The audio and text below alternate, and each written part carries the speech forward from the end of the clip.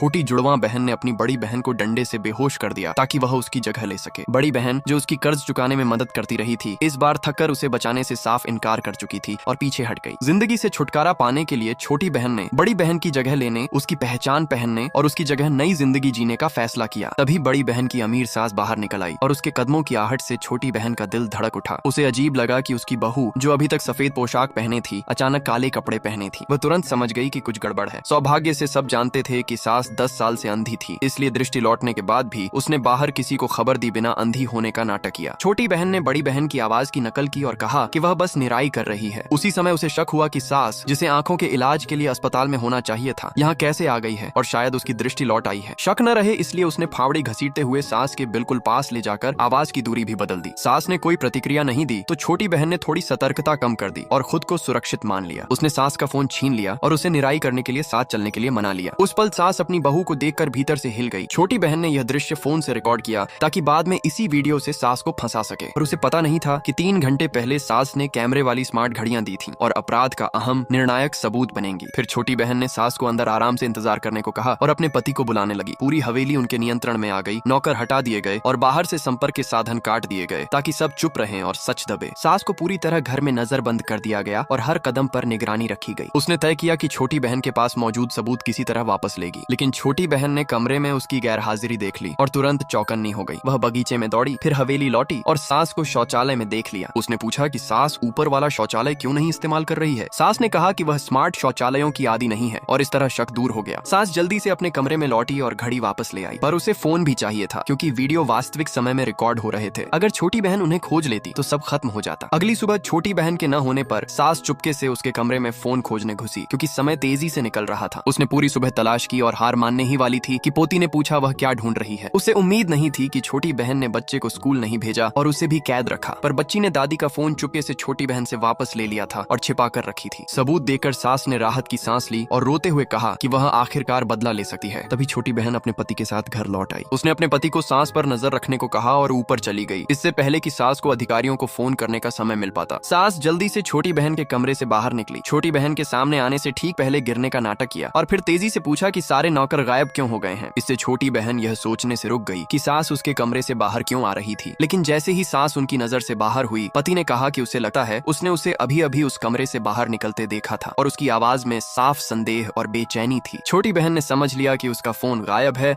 और सास अंधी होने का नाटक कर रही थी और अब उसकी योजना खतरे में थी। उसने यह भी अनुमान लगाया कि सास ने उस दिन बड़ी बहन के साथ जो हुआ था सब कुछ देख लिया था। फिर उसने बहुत जल्द तय किया कि वह इस धोखे की कीमत सास से वसूल करेगी और उसे भारी सजा दिलाएगी।